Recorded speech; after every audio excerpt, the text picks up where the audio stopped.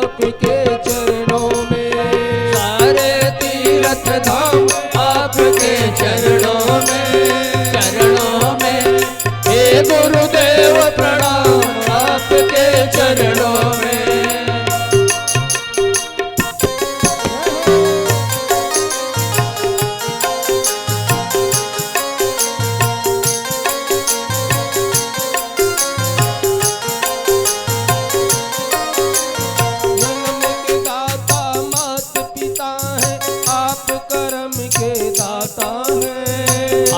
कर्म के दाता है, आप मिलाते हैं ईश्वर से, आप ही भाग्य विधाता है, आप ही भाग्य विधाता है, आप ही भाग्य विधाता है। दुखिया मन को रोगी तन को मिलता है आराम आपके चरणों में, चरणों में सारे तीर्थ धाम चरणों में, सारे तीर्थ धाम आपके चरणों में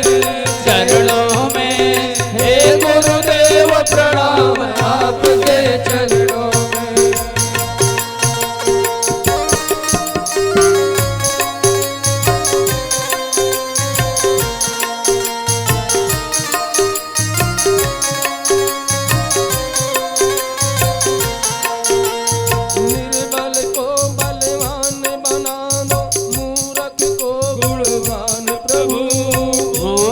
को बलवान प्रभु, मन को बलवान प्रभु, मूर्ख को गुणवान प्रभु, देव कमल बंसी को भी तो ऐसा वरदान प्रभु, दो वरदान प्रभु। हे मादानी हे महाज्ञानी रहूं मैं सुबह शाम आपके चरणों में, सारे तीर्थ धाम आपके चरणों में, सारे तीर्थ धाम आपके चरणों में हे गुरुदेव प्रणाम आपके चरणों में।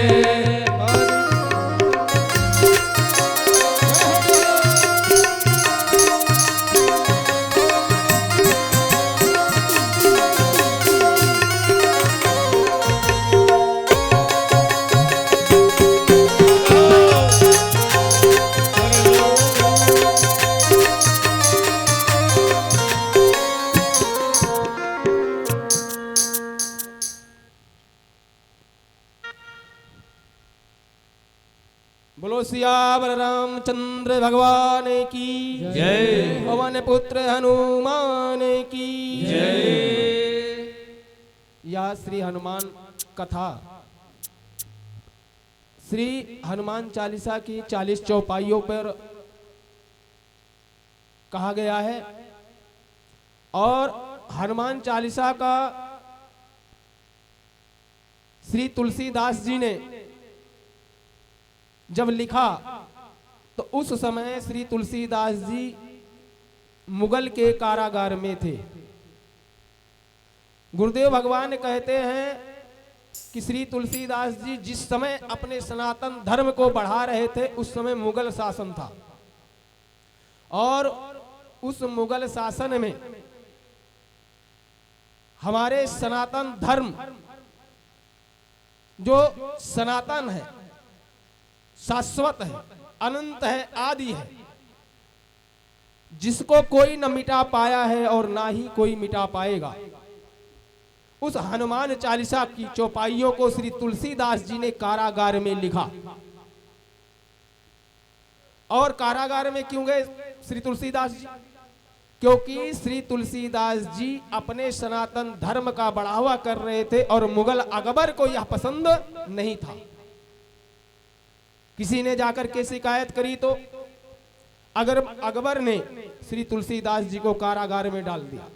और एक अद्भुत बात, श्री तुलसीदास जी ने जिस दिन इस हनुमान चालीसा की शुरुआत करी लिखने की, उस दिन गुरुवार, और हनुमान चालीसा को जब लिखा शुरू किया तो गुरु वंदना से, और समापन किया तो गुरु वंदना पे। और यहां एक और अद्भुत बात हो गई बसेलिया ग्राम में। आज भी दिन गुरुवार श्री तुलसीदास जी ने हनुमान चालीसा जो लिखा गुरुवार के दिन, और गुरु से ही शुरू किया, गुरु पे ही विश्राम किया। तो आज यह मेरा भी सौभाग्य है कि इस बसेलिया ग्राम में हमारे सभी भक्तगण माताएं और बहनों के समक्ष यह कथा का गान मैं जो कर रहा हूं, यह मेरे गुरुदेव भगवान की असीम कृपा और अनुकंपा है। और जिस जगह पे कथा कर रहा हूं, श्री राजेश चौहान प्रधान ग्राम बसेलिया, और इस कथा को भी उनके गुरु ही शुरू कर रहे हैं गुरुवार के दिन। यह अद्भुत संयोग है। और ये भी गुरुदेव भगवान की अनुकंपा।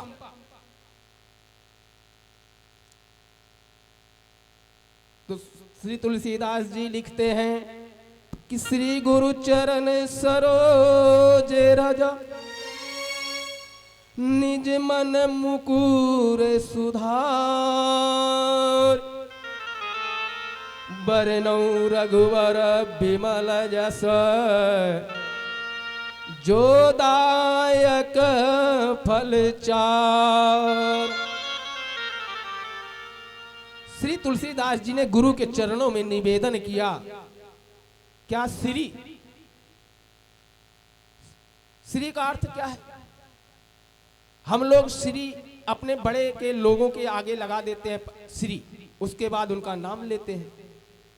तो श्री शब्द एक प्रतिष्ठा का भी सूचक है, लेकिन श्री देखा जाए तो श्री जो है लक्ष्मी है, श्री लक्ष्मी है। इसीलिए भगवान कृष्ण के आगे लिखा जाता है श्री कृष्ण, श्री रामचंद्र भगवान, लेकिन शिव के आगे श्री नहीं लिखा गया। शिव के आगे श्री नहीं लिखा गया। गुरु भगवान कहते हैं वो इसलिए नहीं लिखा गया क्योंकि श्री तो स्वयं लक्ष्मी है, और लक्ष्मी तो स्वयं नारायण के साथ रहती हैं, और शिव से तो उनका कोई संबंध नहीं है। इसलिए श्री जो शब्द लगा वो भगवान श्री कृष्ण के आगे लगा। आजकल हम लोग सभी के आगे श्री लगा देते हैं, लेकिन विडंबना ये है, श्री लगाइए, मातृशक्ति का बढ़ावा सदियों से रहा और आज भी है, ना कभी मिटा है ना मिट पाएगा। लेकिन आज क्या है, अगर हम आप लोग किसी से पूछे कि किसके पुत्र हो तो पिता का नाम बताते हैं, लेकिन गुरु भगवान कहते हैं जब कोई कृष्ण से पूछता था आप किसके पुत्र हैं तो कहते थे देवकी नंदन। भगवान राम से अगर यदि कोई पूछता था कि आप किसके पुत्र हैं तो कहते थे कौशल्या नंदन, मारुति नंदन, अंजनी नंदन। तो गुरु भगवान कहते हैं इसलिए श्री लगाया गया। और एक और अद्भुत बात है, शा और रा ई, श्री में 3 मात्राएं हैं और 3 अक्षर हैं, रा, सा, रा और ई। शा शाश्वत, शा जो शाश्वत है, रा जो अग्नि का बीज मंत्र है, ई इकार जो शक्ति है, जो हमारे नकारात्मक ऊर्जा को जला करके नष्ट कर दे, वह रंग अग्नि का बीज मंत्र है। और गुरु कहते हैं, गुरु भगवान कहते हैं गुरु कौन? बोले गुरु वो जो आपको अंधकार से प्रकाश की तरफ ले जाए।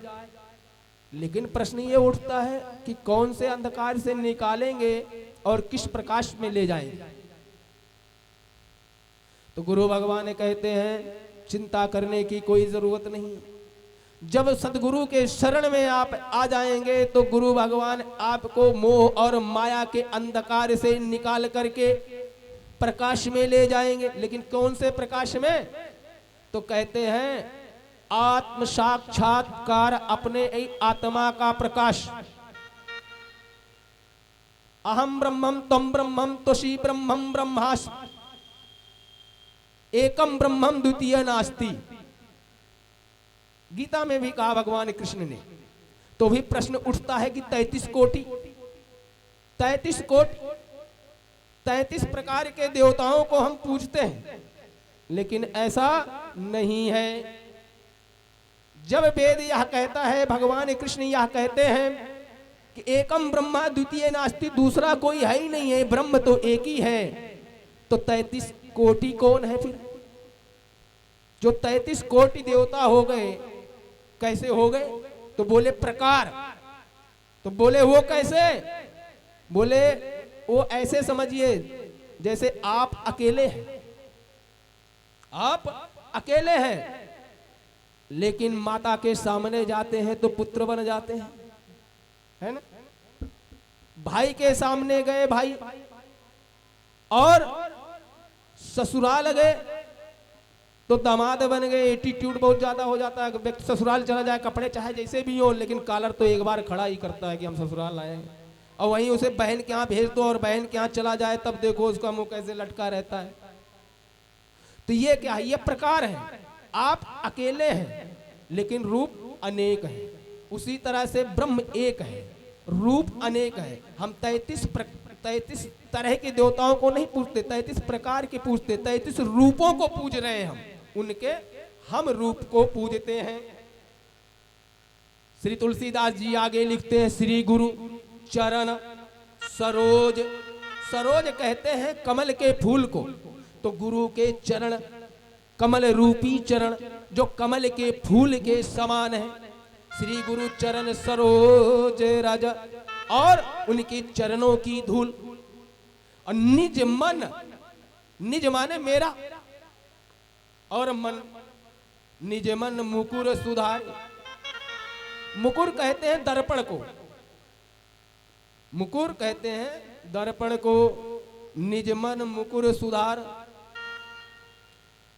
कि जिस तरह से हम दर्पण में अपने आप को देख करके अपने चेहरे को देखते हैं, और यदि चेहरे पे कुछ लगा रहता है तो वह छुटा लेते हैं और अपने सौंदर्य को भी निहारते हैं। तो गुरु भगवान